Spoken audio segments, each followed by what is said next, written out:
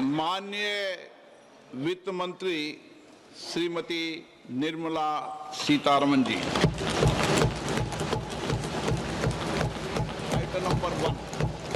Item number one. Sir, with your permission, I rise to lay on the table a copy each of the following papers, Hindi and English versions, under Article 281 of the Constitution, Report for 2026 to 2031, Volume 1, Main Report of the 16th Finance Commission. 2. Report for 2026-2031, Volume 2, Annexures of the 16th Finance Commission.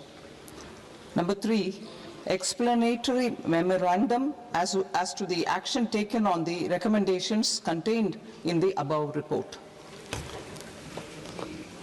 Item number 2, माननीय वित्त मंत्री Nirmala Sitharaman ji.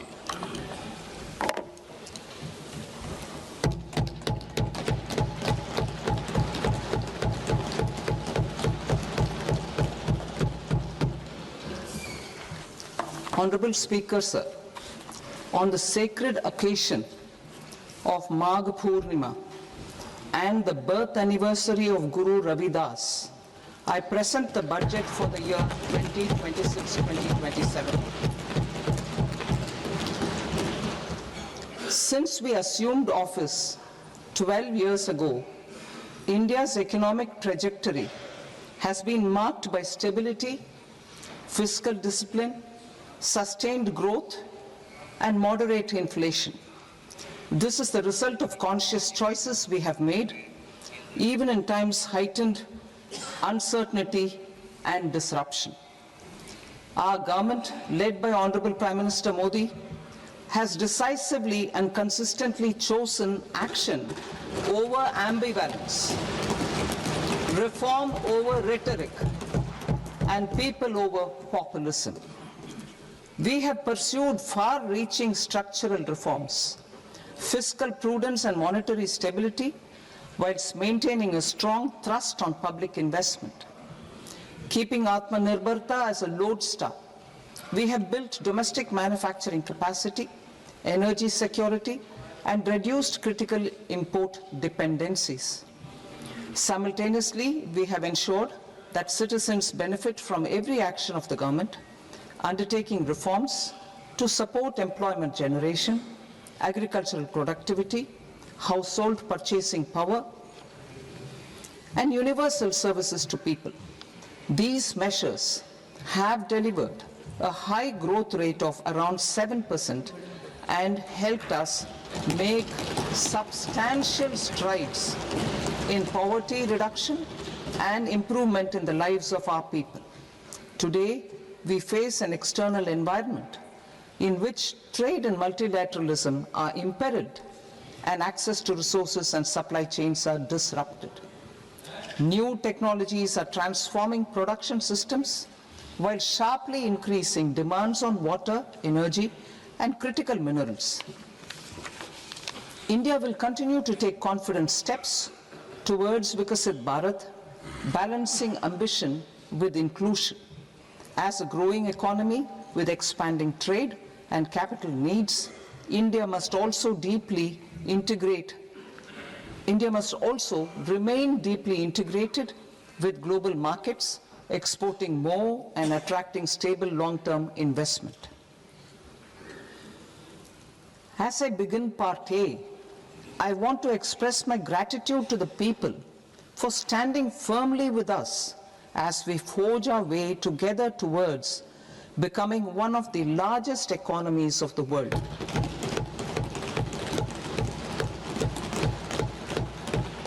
Our aim is to transform aspiration into achievement and potential into performance as we ensure that the dividends of growth reach every farmer, the scheduled caste, the scheduled tribes, the nomads, the youth, the poor, and the women. In Vikasit Bharat Young Leaders Dialogue 2026, several innovative ideas were shared with our Prime Minister, which have inspired many of the proposals making this a unique Yuva Shakti-driven budget. Our government's sankalp is to focus on our poor, underprivileged, and the disadvantaged. To deliver on this sankalp, and given that this is the first budget prepared in Kartavya Bhavan, we are inspired by three Kartavya. Our first Kartavya is to accelerate and sustain economic growth by enhancing productivity and competitiveness and building resilience to volatile global dynamics.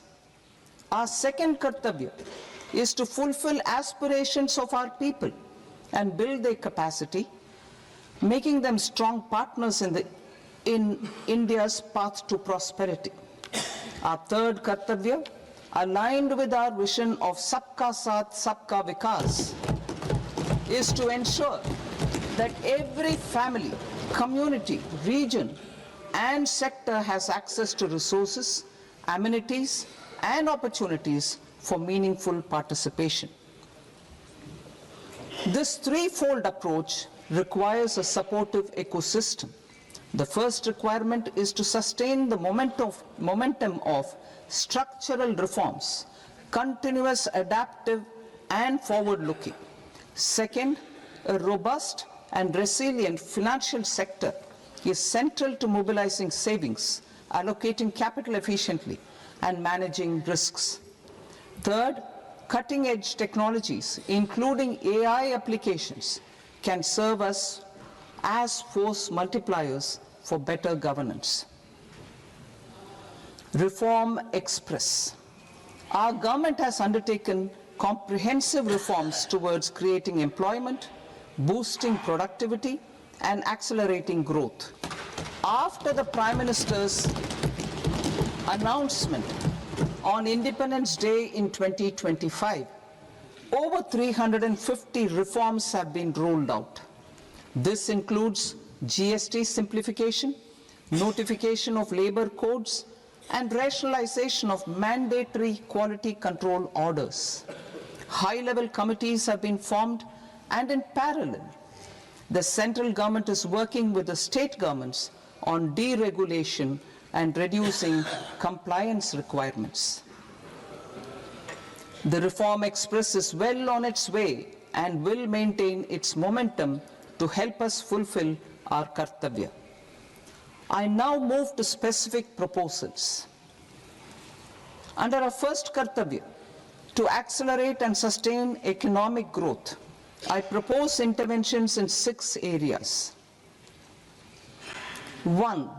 Scaling up manufacturing in 7 strategic and frontier sectors. 2. Rejuvenating legacy industrial sectors. 3. Creating champion MSMEs. 4. Delivering a powerful push for infrastructure. 5. Ensuring long-term security and stability. And 6. Developing city economic regions. Scaling up of manufacturing in 7 strategic and frontier sectors. Biopharma Shakti, meaning biopharma strategy for health advancement through knowledge, technology, and innovation.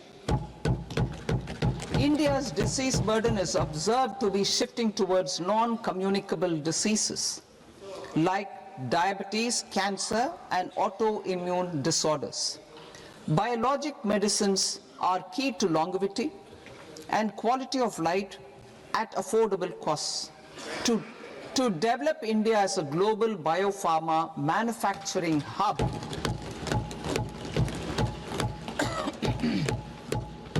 I propose the Biopharma Shakti with an outlay of 10,000 crores over the next 5 years. This will build the ecosystem for domestic production of biologics and biosimilars. The strategy will include a biopharma-focused network with 3 new national institutes of pharmaceutical education and research, popularly known as NIPERS, and upgrading 7 existing ones. It will also create a network of 1,000 accredited India clinical trials sites. We propose to strengthen the Central Drug Standard Control Organization to meet global standards and approve timeframes through and approval timeframes through a dedicated scientific review cadre and specialists. India's semiconductor mission 1.0 expanded India's semiconductor sector capabilities. Building on this, we will launch ISM 2.0 to produce equipment and materials, design full-stack Indian IP, and fortify supply chains. We will also focus on industry-led research and training centers to develop technology and skilled workforce. The Electronics Components Manufacturing Scheme, launched in April 2025 with an outlay of 22,919 crores, already has investment commitments at double the targets. We propose to increase the outlay to 40,000 crores to capitalize on this momentum.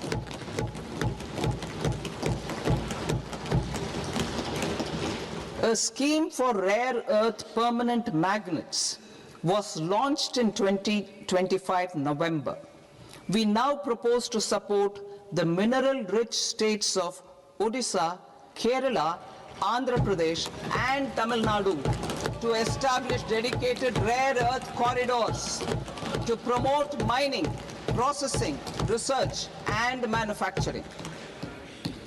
To enhance domestic chemical production and reduction import dependency and reduce import dependency, we will launch a scheme to support states in establishing 3 dedicated chemical parks through challenge route on a cluster-based plug-and-play model.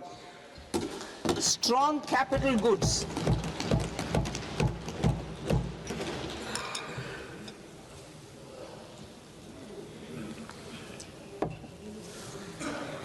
Strong capital goods capability is a determinant of productivity and quality across different sectors. Towards building this capacity, I propose the following. High-tech tool rooms will be established by central public sector enterprises at 2 locations as digitally enabled automated service bureaus that locally design, test and manufacture high-precision components at scale and at lower cost. 2. A scheme for enhancement of construction and infrastructure equipments will be introduced to strengthen domestic manufacturing of high value and technologically advanced CIE. This can range from lifts in a multi-storied apartment or firefighting equipment in multiplexes, large or small, and to tunnel boring equipments for building metros and high-altitude roads. I also propose a scheme for container manufacturing to create a globally competitive container manufacturing ecosystem with a budgetary allocation of 10,000 crores over a 5-year period. For the labor-intensive textile sector, I propose an integrated program with 5 subparts. 1.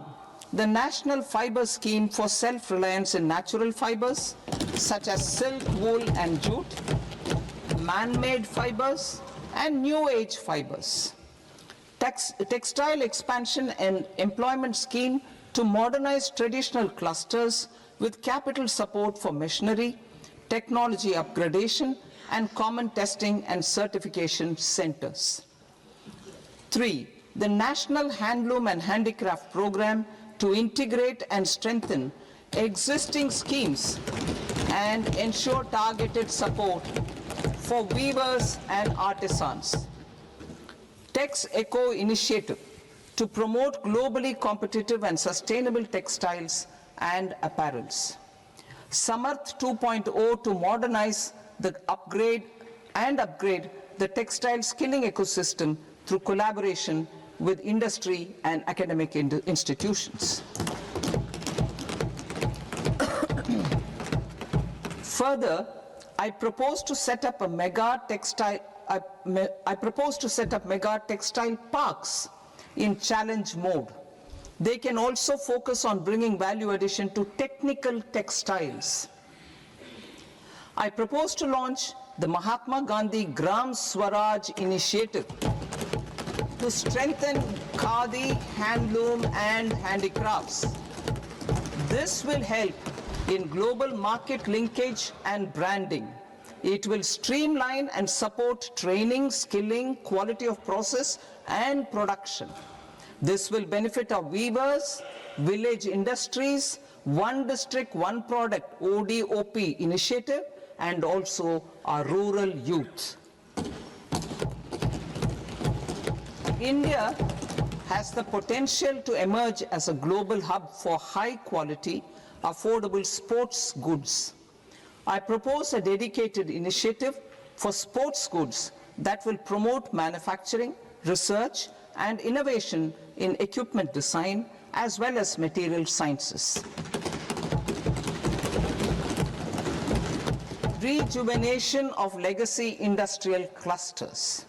I propose to introduce a scheme to revive 200 legacy industrial clusters to improve their cost competitiveness and efficiency through infrastructure and technology upgradation. Creating champion SMEs and supporting micro enterprises. Recognizing MSMEs as a vital engine of growth, I propose a three-pronged approach to help them grow as champions. Equity support. I propose to introduce a dedicated 10,000 crores SME growth fund to create future champions, incentivizing enterprises based on select criteria. I also propose to top up the Self-Reliant India Fund set up in 2021 with 2,000 crores to continue support to micro enterprises and maintain their access to risk capital. Liquidity support. With TREDS, more than 7 lakh crore has been made available to MSMEs. To leverage its full potential, I propose 4 measures. 1. Mandate TREDS as the transaction settlement platform for all purchases from MSMEs by CPSEs, serving as a benchmark for other corporates. 2. Introduce a credit guarantee support mechanism through CGT-MSE for invoice discounting on TREDS platform. 3. Link GEM with TREDS for sharing information with financiers about government purchases from MSMEs, encouraging cheaper and quicker financing. 4. Introduce TREDS receivables as asset-backed securities, helping develop a secondary market, enhancing liquidity and settlement of transactions. Professional support. Government will facilitate professional institutions such as the ICAI, ICSI, ICMAI to design short-term modular courses and practical tools to develop a cadre of corporate mitras, especially in Tier 2 and Tier 3 towns. These accredited para-professionals will help MSMEs meet compliance requirements at affordable costs. Infrastructure. During this past decade, our government has undertaken several initiatives for large-scale enhancement of public infrastructure, including through new financing instruments such as Infrastructure Investment Trust (InvITs) and Real Estate Investment Trust (REITs), and institutions like NIIF and NABFID. We shall continue to focus on developing जिसमें बड़े पैमाने पर बढ़ाने के लिए कई पहलें की हैं। हम NII increased manifold from 2 lakh crore in 2014-15 to an allocation of 11.2 lakh crore in BE 25-26. In this coming year, that is financial year 2026-27, I propose to increase it to 12.2 lakh crores to continue the momentum. To strengthen the confidence of private developers regarding risks during infrastructure development and construction phase, I propose to set up an infrastructure risk guarantee fund to provide prudentially calibrated partial credit guarantee to lenders. Over the years, RITES have emerged as a successful instrument for asset monetization. I propose to accelerate recycling of significant real estate assets of the CPSEs through the setting up of dedicated RITES. To promote environmentally sustainable movement of cargo, I propose to 1. Establish new dedicated freight corridors connecting Dankuni in the east to Surat in the west. Operationalize 20 new national waterways over the next 5 years. Starting with National Waterways 5 in Orissa to connect mineral-rich areas of Talcher and Angul and industrial centers like Kalinga Nagar to the ports of Paradeep and Dhamra. Training institutes will be set up as regional centers of excellence for development of required manpower for these waterways. This will benefit youth in the entire stretch of the waterways to train and acquire skills. Further, a ship repair ecosystem catering to inland waterways will also be set up at Varanasi and Patna. And C, launch a coastal cargo promotion scheme for incentivizing a modal shift from rail to road to increase the share of inland waterways and coastal shipping from 6% to 12% by 2047. To enhance last mile and remote connectivity and promote tourism, I propose to give incentives to indigenize manufacturing of seaplanes.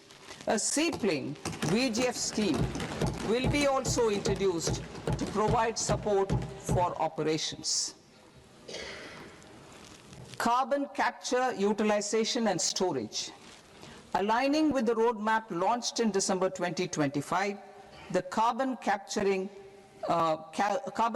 utilization and storage technologies at scale will achieve higher readiness and in end-use application across 5 industrial sectors, including power, steel, cement, refineries, and chemicals. An outlay of 20,000 crore is proposed over the next 5 years for this purpose.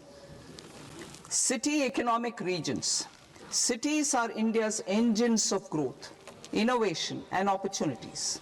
We shall now focus on Tier 2, Tier 3 cities, and even temple towns, which need modern infrastructure and basic amenities. This budget aims to further amplify the potential of cities to deliver the economic power of agglomerations by mapping city economic regions based on their specific growth drivers. An allocation of 5,000 crore per CER over 5 years is proposed for implementing their plans through a challenge mode with a reform-cum-result-based financing mechanism. In order to promote environmentally sustainable passenger systems, we will develop 7 high-speed rail corridors between cities as growth connectors, namely Mumbai to Pune, Pune to Hyderabad, Hyderabad to Bengaluru, Hyderabad to Chennai, Chennai to Bengaluru, Delhi to Varanasi, Varanasi to Siliguri.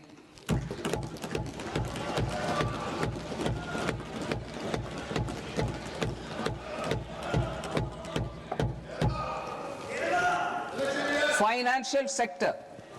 The Indian banking sector today is characterized by strong balance sheet, historic highs in profitability, improved asset quality, and coverage exceeding 98% of villages in the country. At this juncture, we are well placed to futuristically evaluate the measures needed to continue on the path of reform-led growth of this sector. I propose setting up a high-level committee on banking for Vikasit Bharat. High-level committee on banking for Vikasit Bharat to comprehensively review the sector and align it with India's next phase of growth, while safeguarding financial stability, inclusion, and consumer protection. The vision for NBFCs for Vikasit Bharat has been outlined with clear targets for credit disbursement and technology adoption in order to achieve scale and improve efficiency in the public sector NBFCs. As a first step, it is proposed to restructure the Power Finance Corporation and Rural Electrification Corporation. I propose a comprehensive review of the foreign exchange management non-debt instruments rules to create a more contemporary, user-friendly framework for foreign investments consistent with India's evolving economic priorities. Corporate bond market. I propose to introduce a market-making framework with suitable access to funds and derivatives on corporate bond indices. I also propose to introduce total return swaps on corporate bonds. Municipal bonds. To encourage the issuance of municipal bonds of higher value by larger cities, I propose an incentive of 100 crore rupees for a single bond issuance. 100 crore rupees for a single bond issuance of more than 1,000 crore. The current scheme under Amrit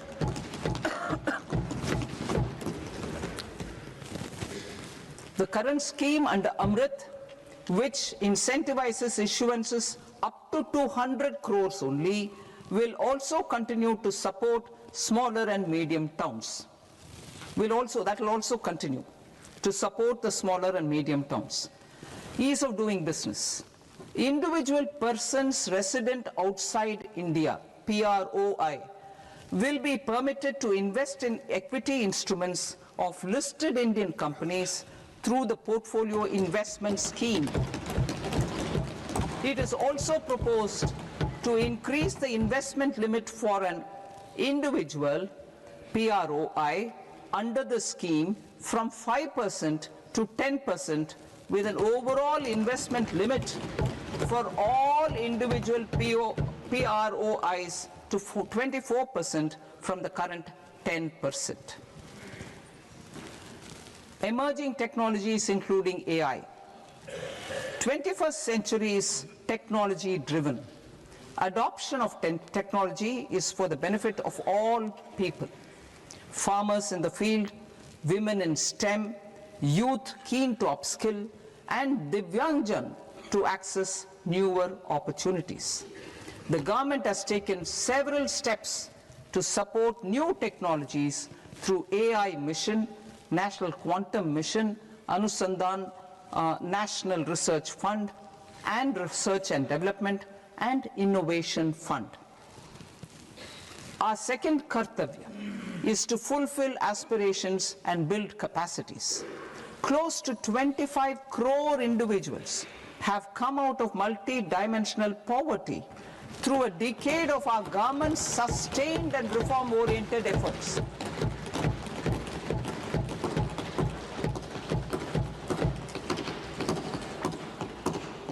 Our government has therefore decided to place a renewed emphasis on the service sector to provide a pathway to fulfilling aspirations of a youthful India with the following measures.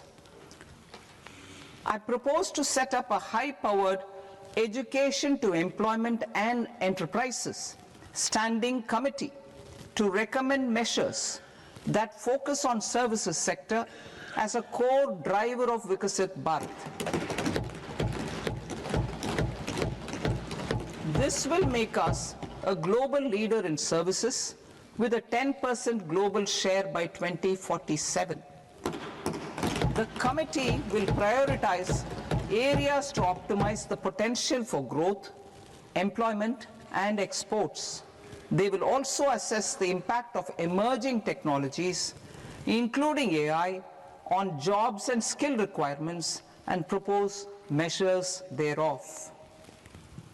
To create a range of skilled career pathways, a new range of skilled career pathways for our youth, I propose interventions in the following sectors. Health. Existing institutions for allied health professionals will be upgraded and new AHP institutions established in private and government sectors. This will cover 10 selected disciplines, including optometry, radiology, anesthesia, OT technology, applied psychology and behavioral health, and add 1 lakh AHPs over the next 5 years. A strong care system covering geriatric and allied care services will be built. A variety of NSQF-aligned programs will be developed to train multi-skilled caregivers, combining core care and allied skills such as wellness, yoga, and operation of medical assistive devices. In the coming year, 1.5 lakh caregivers will be trained.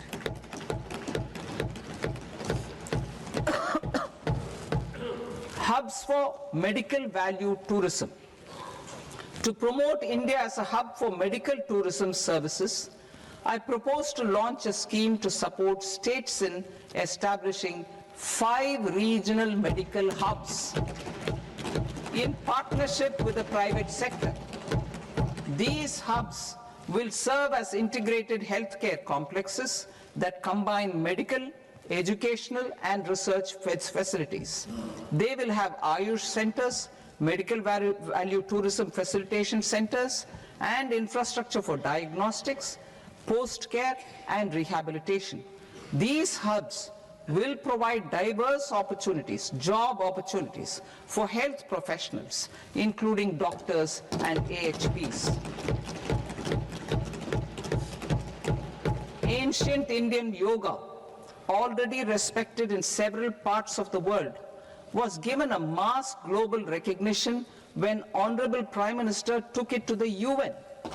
Post-COVID, Ayurveda gained a similar global acceptance and recognition. Exporting quality Ayurveda products helps farmers who grow the herbs and youth who process the products. To meet growing global demand, a few more steps are being taken. I propose to 1. Set up 3 new All India Institutes of Ayurveda. 2. Upgrade Ayush pharmacies and drug testing labs for higher standards of certification ecosystem and make available more skilled personnel. 3. Upgrade the WHO Global Traditional Medicine Center in Jamnagar to bolster evidence-based research, training, and awareness for traditional medicine. Animal husbandry. Livestock contributes to close to 16% of farm income, including of poor and marginal households. To scale up availability of veterinary professionals by more than 20,000, I propose to roll out a loan-linked capital subsidy support scheme for establishment of veterinary and para-veterinary colleges, veterinary hospitals, diagnostic laboratories, and breeding facilities in private sector.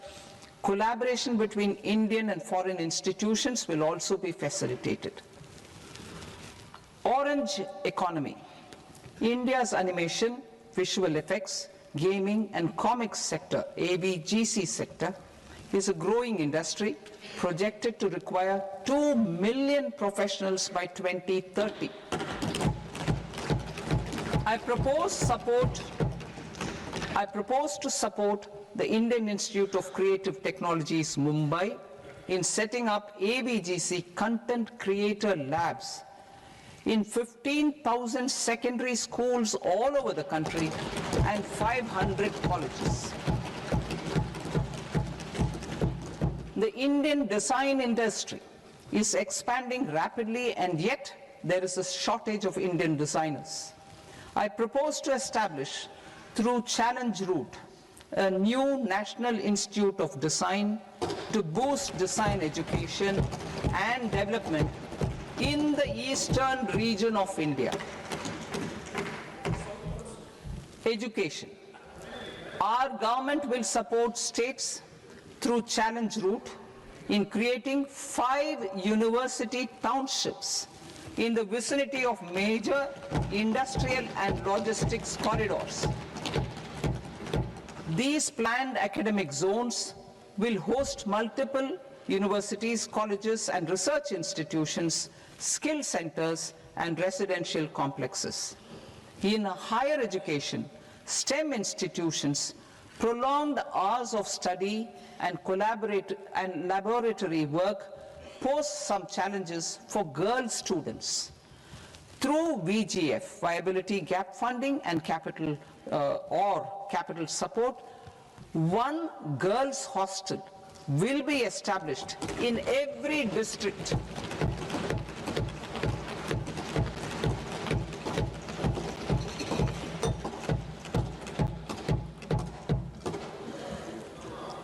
To promote astrophysics and astronomy via immersive experiences. 4 telescope infrastructure facilities will be set up or upgraded. The National Large Solar Telescope, the National Large Optical Infrared Telescope, the Himalayan Chandra Telescope, and the Cosmos 2 Planetarium. Tourism. The tourism sector has the potential to play a large role in the employment generation, forex earnings, and expanding the local economy. I propose to set up a National Institute of Hospitality by upgrading the existing National Council for Hotel Management and Catering Technology. It will function as a bridge between academia, industry, and government. I also propose a pilot scheme for upskilling 10,000 guides in 20 iconic tourist sites through a standardized, high-quality, 12-week training course in hybrid mode in collaboration with the Indian Institute of Management. A national destination digital knowledge grid will be established to digitally document all places of significance, cultural, spiritual, and heritage. This initiative will create a new ecosystem of jobs for local researchers, historians, content creators, and technology partners. India has the potential and opportunity to offer world-class trekking and hiking experience. We will develop ecologically sustainable mountain trails in Himachal Pradesh, Uttarakhand, and Jammu Kashmir. Also in Araku Valley in the Eastern Ghats and Podigai Malai in the Western Ghats. Turtle trails along key nesting sites in the coastal areas of Odisha, Karnataka, and Kerala. And 3 bird watching trails along the Pulikat Lake in Andhra Pradesh, Tamil Nadu. It's on the border. Under the visionary leadership of Honorable Prime Minister, we established the International Big Cat Alliance in 2024. This year, India is hosting the first ever Global Big Cat Summit, where heads of governments and ministers from 95 range countries will deliberate on collective strategies for conservation. Heritage and culture tourism. I propose to develop 15 archaeological sites, including Lothal, Dholavira, Rakhi Gadi, Adichanallur, Saranath, Hastinapur, and Leh Palace into vibrant experiential cultural destinations. Excavated landscapes will be open to the public through curated walkways. Immersive storytelling skills and technologies will be introduced to help conservation labs, interpretation centers, and guides. The sports sector provides multiple means of employment, skilling, and job opportunities. Taking forward the systematic nurturing of sports talent, which is set in motion through the Khelo India program earlier, I propose to launch a Khelo India mission to transform the sports sector over the next decade. The mission will facilitate an integrated talent development pathway supported by training centers, which are foundational, intermediate, and elite levels. B, systematic development of coaches and support staff. C, integration of sports science and technology. D, competitions and leagues to promote sports culture and provide platforms. And E, development of sports infrastructure for training and competition. Our third Kartavya aligns with our vision of Sabka Saath, Sabka Vikas towards Vikasit Bharat. This requires targeted efforts for 1, increasing farmer incomes through productivity enhancement and entrepreneurship, with special attention to small and marginal farmers. B, empowering Divyangjan through access to livelihood opportunities, training, and high-quality assistive devices. C, empowering the vulnerable to access mental health and trauma care. D, focus on the Purvodaya states and the Northeast region to accelerate development and employment opportunities. Fisheries. We will undertake initiatives for integrated development of 500 reservoirs and Amrit Sarovars. 2, strengthen the fisheries value chain in coastal areas and enable market linkages involving startups and women-led groups together with fish farmer producer organizations. Animal husbandry. To provide quality employment opportunities in rural and peri-urban areas, we will support the animal husbandry sector in entrepreneurship development through A, credit-linked subsidy program, B, scaling up and modernization of livestock enterprises, C, enhanced creation of livestock, dairy, and poultry,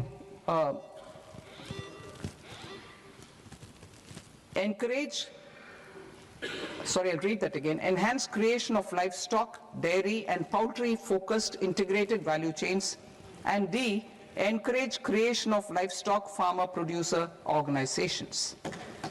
High-value agriculture. To diversify farm outputs, increase productivity, enhance farmers' incomes, and create new employment opportunities, we will support high-value crops such as coconut, sandalwood, cocoa, cashew in the coastal areas, agar trees in northeast, and nuts such as almonds, walnuts, and pine nuts in our hilly regions. These, all of them, will be supported. India is the world's largest producer of coconuts. About 30 million people, including nearly 10 million farmers, depend on coconuts for their livelihood. To further enhance competitiveness in coconut production, I propose a coconut promotion scheme to increase production and enhance productivity through various interventions, including replacing and non-productive trees with new saplings or plants or varieties in major coconut growing states. A dedicated program is proposed for Indian cashew and cocoa to make India self-reliant in raw cashew and coconut production and processing, enhance export competitiveness, and transform Indian cashew and Indian cocoa into premium global brands by 2030. Sandalwood. Sandalwood is closely linked to India's social and cultural heritage. Our government will partner with state governments to promote focused cultivation and post-harvest processing to restore the glory of the Indian sandalwood ecosystem, to rejuvenate old, low-yielding orchards, and expand high-density cultivation of walnuts, almonds, and pine nuts. We will support a dedicated program to enhance farmer incomes and in bringing value addition by engaging youth. Bharat Vistar, that is virtually integrated system to access agricultural resources. I propose to launch Bharat Vistar, a multilingual AI tool that shall integrate the AgriStack portals and the ICAR package on agricultural practices with AI systems. This will enhance farm productivity, enable better decisions for farmers, and reduce risk by providing customized advisory support. She Marts for rural women-led enterprises. Building on the success of Lakpati Didi program, I propose to help women take the next step from credit-linked livelihoods to being owners of enterprises. Self-help entrepreneur, She Marts will be set up as community-owned retail outlets within the cluster-level federations through enhanced and innovative financing instruments. Empowering Divyangjan. Divyangjan Kaushal Yojana. Information technology, AVGC sectors, hospitality and food and beverages sectors often offer task-oriented and process-driven roles which are suitable for Divyangjan. We will ensure dignified livelihood opportunities through industry-relevant and customized training specific to each Divyangjan group. Divyang Sahara Yojana. Timely access to high-quality assistive devices for all eligible Divyangjan is a fundamental need. I propose to 1. Support the Artificial Limbs Manufacturing Corporation of India, ALIMCO, to set up and to scale up production of assistive devices, invest in R&D and AI integration, strengthen PM Divyasha Kendras, and support setting up of assistive technology marts as modern retail style centers where Divyangjan and senior citizens can see, try and purchase assistive products. Reaffirming our commitment to mental health and trauma care. There are no national institutes for mental health care in North India. We will therefore set up a NIMHANS 2 and also upgrade national mental health institutes in Ranchi and in Tezpur as regional apex institutions. Emergencies expose families, particularly the poor and vulnerable, to unexpected expenditure. We will strengthen and increase these capacities by 50% in district hospitals by establishing emergency and trauma care centers. Focus on Purvodaya states and northeastern regions. Purvodaya, I propose the development of an integrated East Coast industrial corridor with a well-connected node at Durgapur, creation of 5 tourism destinations in 5 Purvodaya states, and the provision of 4,000 e-buses. Buddhist sites in northeastern region.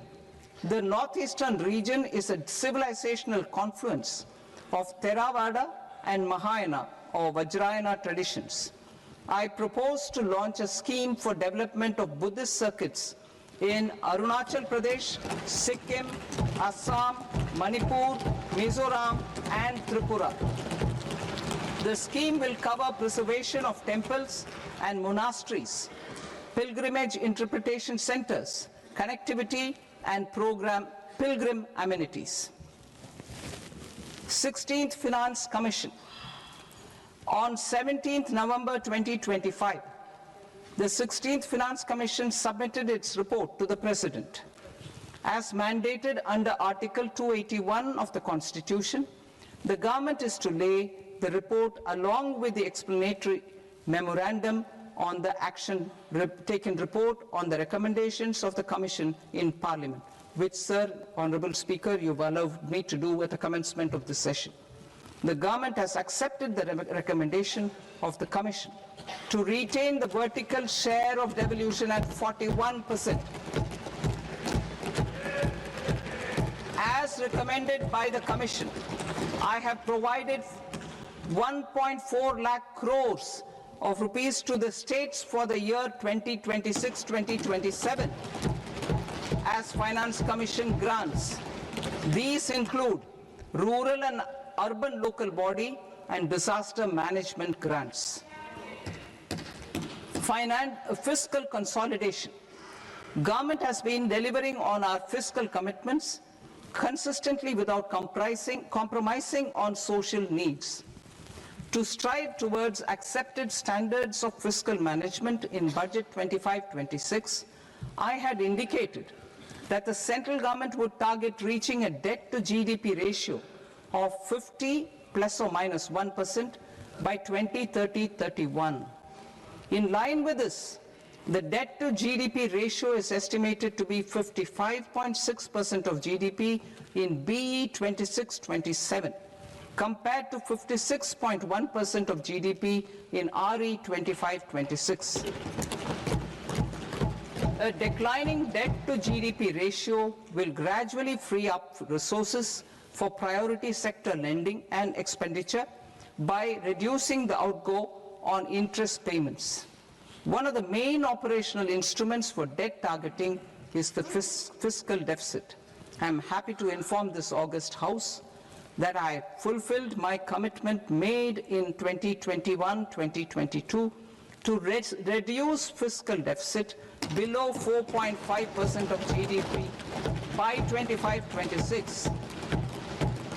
In RE 25-26, the fiscal deficit has been estimated at par with BE of 2025-26 at 4.4% of GDP. In line with the new fiscal prudence path of debt consolidation, the fiscal deficit in BE 26-27 is estimated to be 4.3% of the GDP.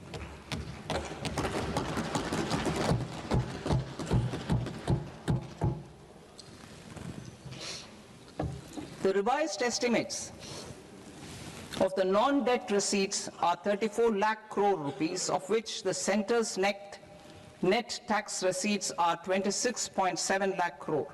The revised estimate of the total expenditure is 49.6 lakh crore rupees, of which the capital expenditure is about 11 lakh crores.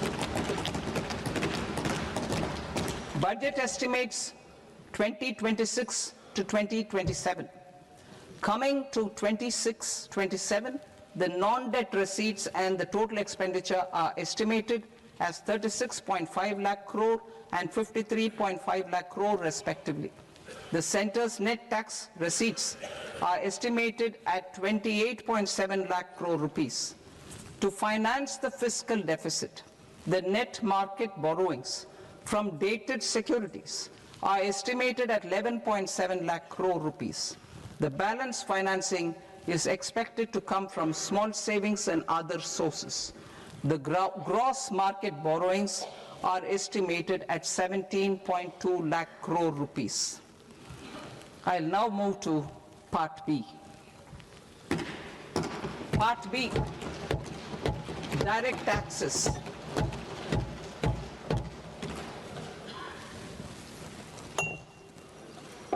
Honorable Speaker, sir, I now present my proposals on direct taxes. New Income Tax Act. In July 2024, I announced a comprehensive review of the Income Tax Act 1961. This was completed in a record time, and the Income Tax Act 2025 will come into effect from 1st April 2026. The simplified income tax rules and forms will be notified shortly, giving adequate time to taxpayers to acquaint themselves with its requirements. The forms have been redesigned such that ordinary citizens can comply without difficulty. Ease of living. I propose that any interest awarded by the Motor Accident Claims Tribunal to a natural person will be exempt from income tax, and any TDS on this account will be done away with. I propose to reduce TCS rate on the sale of overseas tour program package from the current 5% and 20% to 2% without any stipulation of amount. I propose to reduce TCS rate for pursuing education and for medical purposes under the Liberalized Remittance Scheme, popularly known as LRS, from 5% to 2%. Supply of manpower services is proposed to be specifically brought within the ambit of payment to contractors for the purpose of TDS to avoid ambiguity. Thus, TDS on these services will be at the rate of either 1% or 2% only. I propose a scheme for small taxpayers, wherein a rule-based automated process will enable obtaining a lower or nil deduction certificate instead of filing an application with the assessing officer. For the ease of taxpayer holding securities in multiple companies, I propose to enable depositories to accept Form 15G or Form 15H from the investor and provide it directly to various relevant companies. I propose to extend time available for revising returns from 31st December to up to 31st March with the payment of a nominal fee. I also propose to stagger the timeline for filing of tax returns. Individuals with ITR 1 and ITR 2 returns will continue to file till 31st July, and non-audit business cases or trusts are proposed to be allowed time till 31st August. TDS on sale of immovable property by a non-resident is proposed to be deducted and deposited through resident buyers and his or her PAN-based challan instead of requiring a TAN, which is a temporary accounting number. To address practical issues of small taxpayers like students, young professionals, tech employees, relocated NRIs, and such others, I propose to introduce a one-time 6-month foreign asset disclosure scheme for these taxpayers to disclose income or assets below a certain size. This scheme would be applicable for two categories of taxpayers, namely, A, who did not disclose their overseas income or assets, and B, who disclosed their overseas income and or paid due tax but could not declare the asset acquired. For category A, the limit of undisclosed income or asset is proposed to be up to 1 crore rupees. they need to pay 30% of fair market value of asset or 30% of undisclosed income as tax and 30% as additional income tax in lieu of penalty and would thereby get immunity from prosecution. For category B, asset value is proposed to be up to 5 crore rupees. Here, immunity from both penalty and prosecution will be available with a payment of fee of 1 lakh rupees. Rationalizing penalty and prosecution. Multiplicity of proceedings are hindrance to the ease of doing business. I propose to integrate assessment and penalty proceedings by way of a common order for both. There will be no interest liability on the taxpayer on the penalty amount for the period of appeal before the first appellate authority, irrespective of the outcome of appeal process. Further, quantum of prepayment is being reduced from 20% to 10% and will continue to be calculated only on core tax demand. As an additional measure for reducing litigation, I propose to allow taxpayers to update their returns even after reassessment proceedings have been initiated and an additional 10% tax rate over and above the rate applicable for the relevant year. The assessing officer will then use only this updated return in his proceedings. There is already a framework for immunity from penalty and prosecution in the cases of underreporting. I propose to apply this framework for immunity to misreporting too. However, in such a case, the taxpayer will need to pay 100% of the tax amount as an additional income tax over and above the tax and interest due. Penalties for certain technical defaults, such as failure to get accounts audited, non-furnishing of transfer pricing audit report, and default in furnishing statement for financial transactions are proposed to be converted into fee.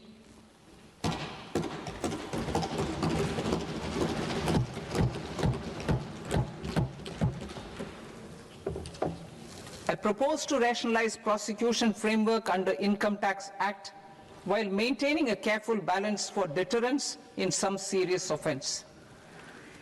Non-production of books of account and documents and requirement of TDS payment where payment is made in kind are being decriminalized. Further, minor offenses will attract fine only.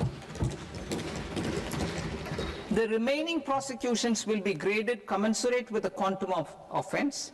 They will entail only simple imprisonment with maximum imprisonment reduced to 2 years and power to courts to convert even those into fines.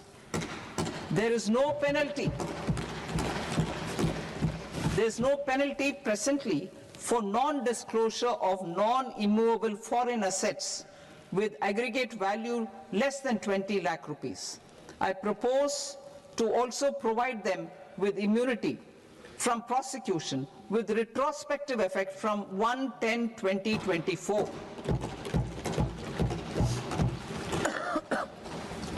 Cooperatives. Deduction is already allowed to a primary cooperative society engaged in supplying milk, oilseeds, fruits or vegetables raised or grown by its members. I propose to extend this deduction to also include supply of cattle feed and cotton seed produced by its members. I propose to allow inter-cooperative society dividend income as deduction under the new tax regime to the extent it is further distributed to its members. I further propose to allow exemption for a period of 3 years to dividend income received by a notified national cooperative federation on their investments made in companies up to 31/1/2026. This exemption would be allowed only for dividends further distributed to its member cooperatives. Supporting IT sector as India's growth engine. India is a global leader in software development services, IT-enabled services, knowledge process outsourcing services, and contract R&D services relating to software development. These businesses and their segments are quite interconnected with each other. All these services are proposed to be clubbed under a single category of information technology services with a common safe harbor margin of 15.5% applicable to all. The threshold for availing safe harbor for IT services is being enhanced substantially from 300 crore rupees to 2,000 crore rupees.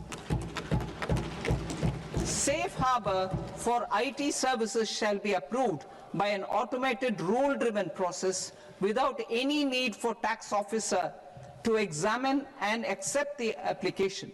Once applied by an IT services company, the same safe harbor can be continued for a period of 5 years at a stretch at its choice.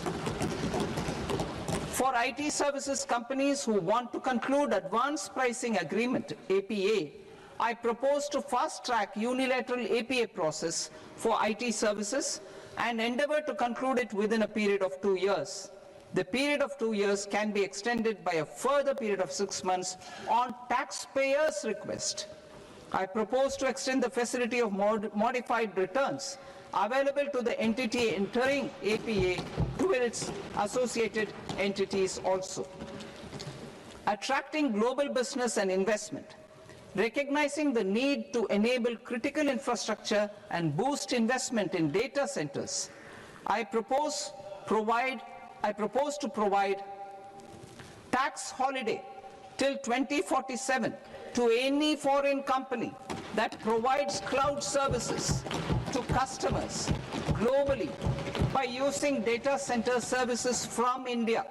It will, however, need to provide services to Indian customers through an Indian reseller entity.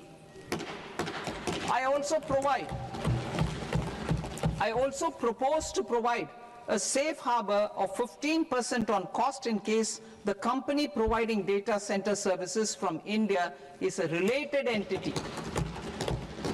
To harness the efficiency of just-in-time logistics for electronic manufacturing, I propose to provide safe harbor to non-residents for component warehousing in a bonded warehouse at a profit margin of 2% of the invoice value. The resultant tax of about 0.7% will be much lower than in competing jurisdictions. To provide fillip to toll manufacturing in India, I propose to provide exemption from income tax for 5 years to any non-resident who provides capital goods, equipment, or tooling to any toll manufacturer in a bonded zone. To encourage vast pool of global talent to work in India for a longer period of time, I propose to provide exemption to global, non-India sourced income of a non-resident expert for a stay period of 5 years under notified schemes. I propose to provide exemption from minimum alternate tax, the MAT, to all non-residents who pay tax on presumptive basis. Tax administration. I propose to constitute a joint committee of Ministry of Corporate Affairs and Central Board of Direct Taxes for incorporating the requirements of income computation and disclosure standards, the ICDS, in the Indian Accounting Standards, Ind AS itself. Separate accounting requirement based on ICDS will be done away with from the tax year 27-28.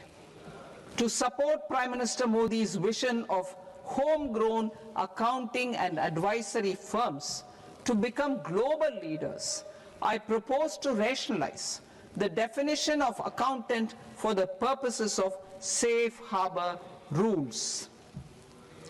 Other tax proposals. Change in taxation of buyback was brought in to address the improper use of buyback route by promoters.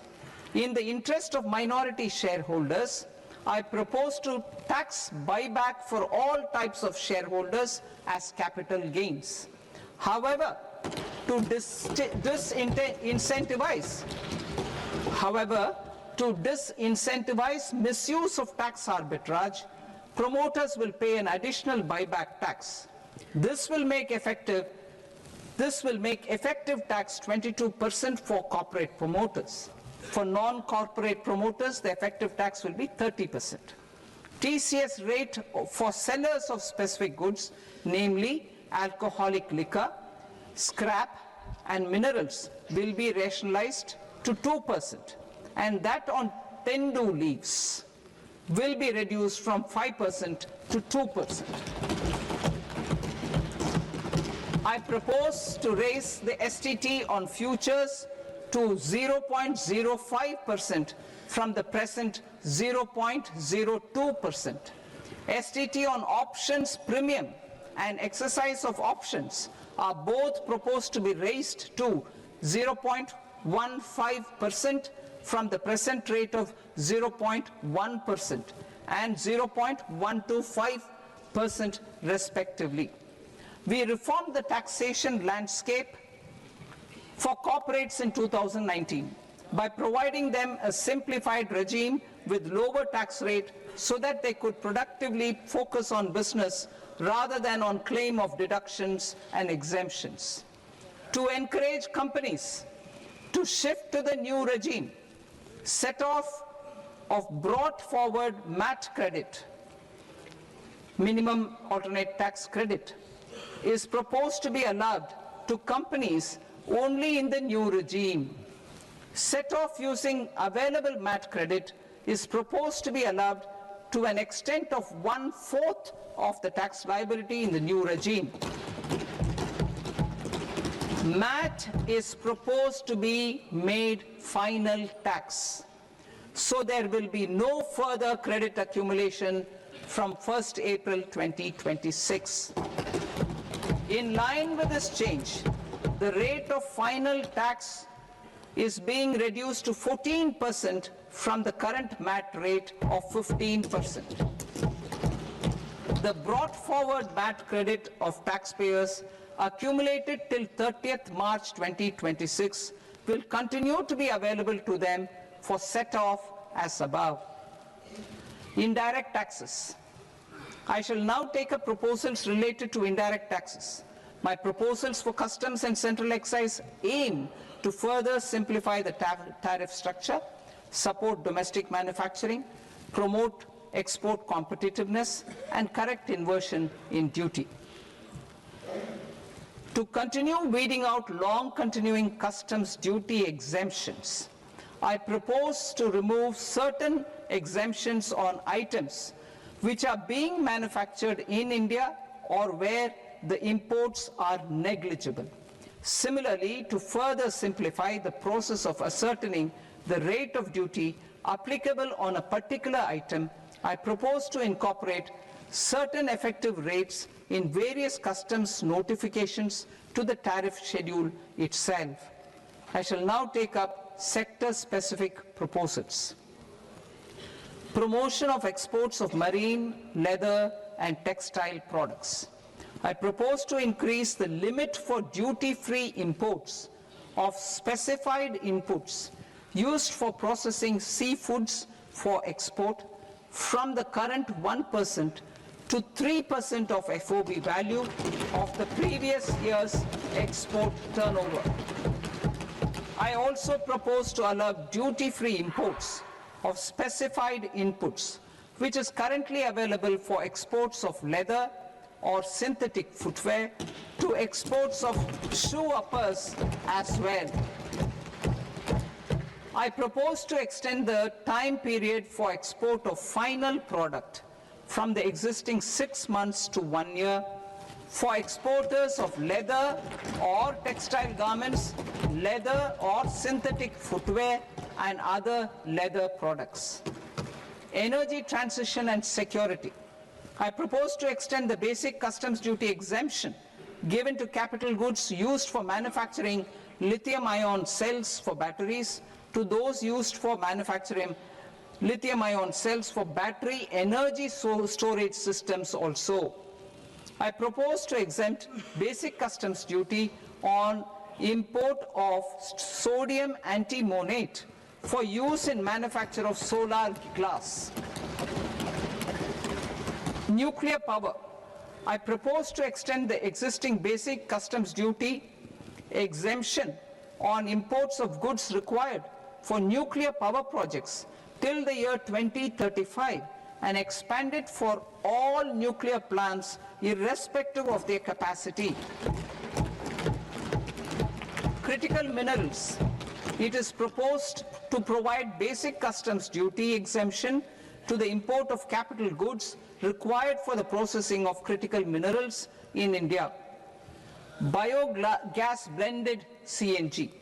I propose to exclude the entire value of biogas while calculating the central excise duty payable on biogas blended CNG. Civil and defense aviation. I propose to exempt basic customs duty on components and parts required for the manufacture of civilian training and other aircrafts.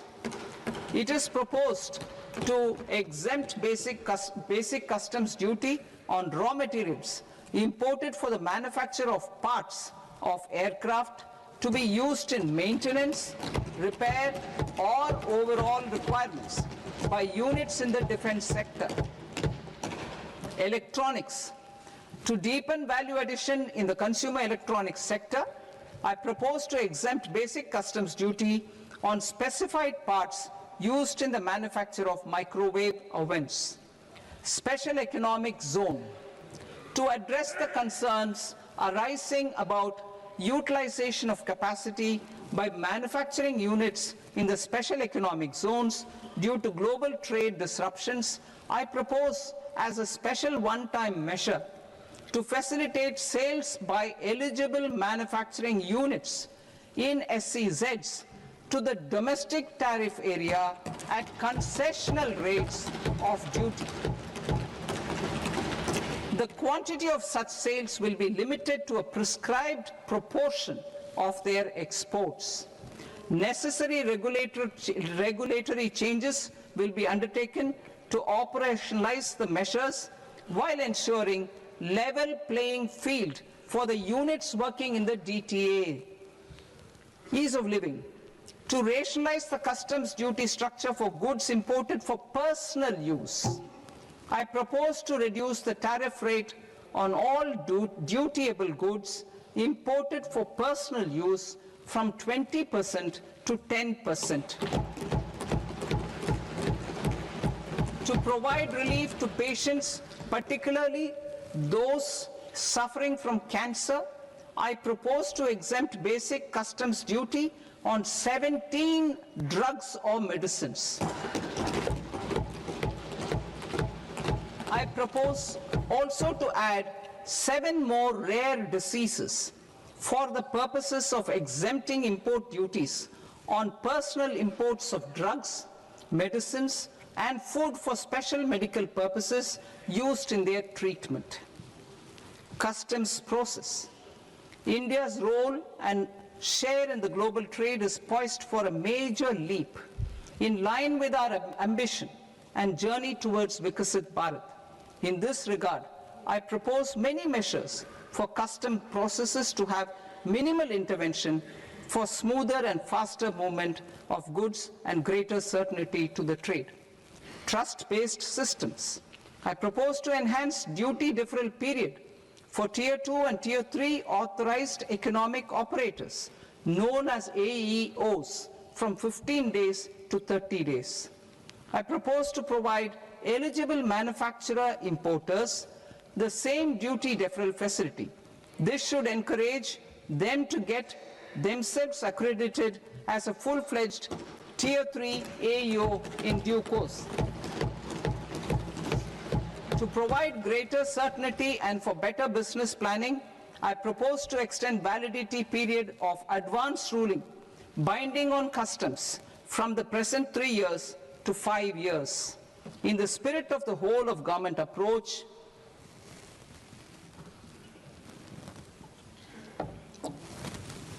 Government agencies will be encouraged to leverage AEO accreditation for preferential treatment in clearing their cargo.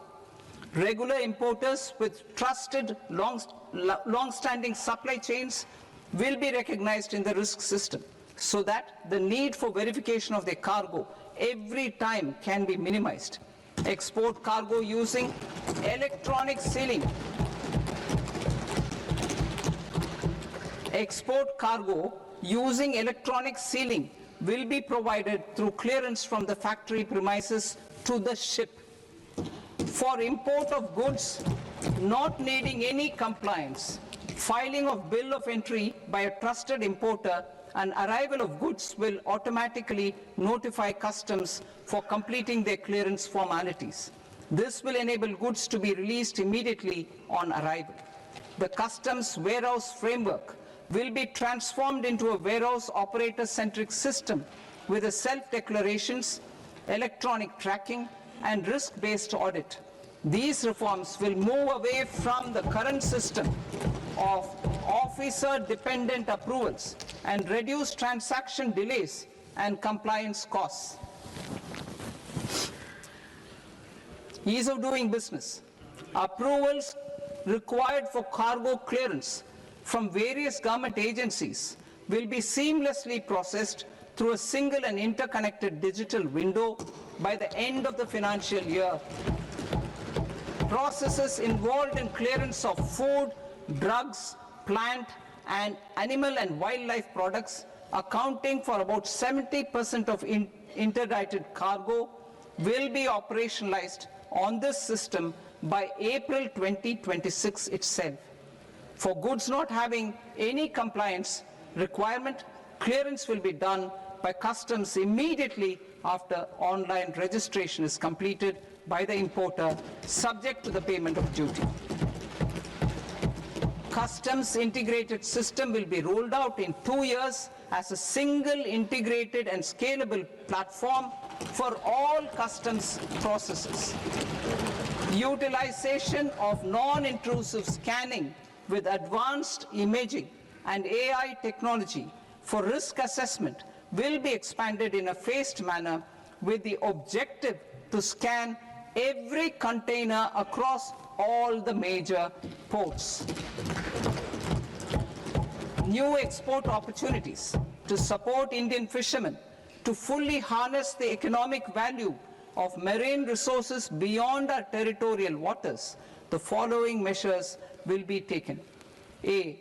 Fish catch by an Indian fishing vessel in exclusive economic zone or on the high seas will be made free of duty.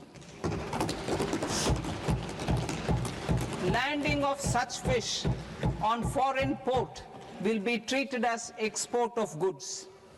Safeguards will be put in place to prevent misuse during fish catch, transit, or transshipment. To support aspirations of India's small businesses, artisans, and startups to access global markets through e-commerce, I am pleased to announce complete removal of the current value cap of 10 lakh rupees per consignment on courier exports. In addition, handling of rejected and returned consignments will be improved with effective use of technology for identifying such consignments. I propose to revise provisions governing baggage clearance during international travel to address genuine concerns of passengers. The revised rules will enhance duty-free allowances in line with the present-day travel realities and provide clarity in temporary carriage of goods brought in or taken out. There are honest taxpayers who are willing to settle disputes by paying all their dues, but they get deterred due to negative connotation associated with penalty. They will now be able to close cases by paying an additional amount in lieu of penalty. Honorable Speaker, sir, with this, I commend the budget to this august House. Jai Hind.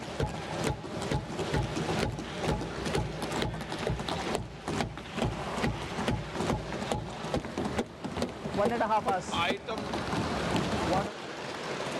Item number 3 माननीय वित्त मंत्री जी।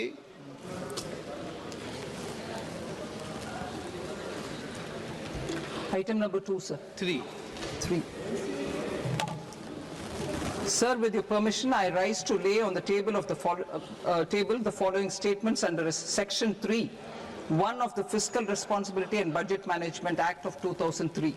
Medium-term fiscal policy cum fiscal policy strategy statement and macroeconomic framework statement. Item number 4 माननीय वित्त मंत्री जी। Sir, with your permission, I move for leave to introduce the Finance Bill 2026.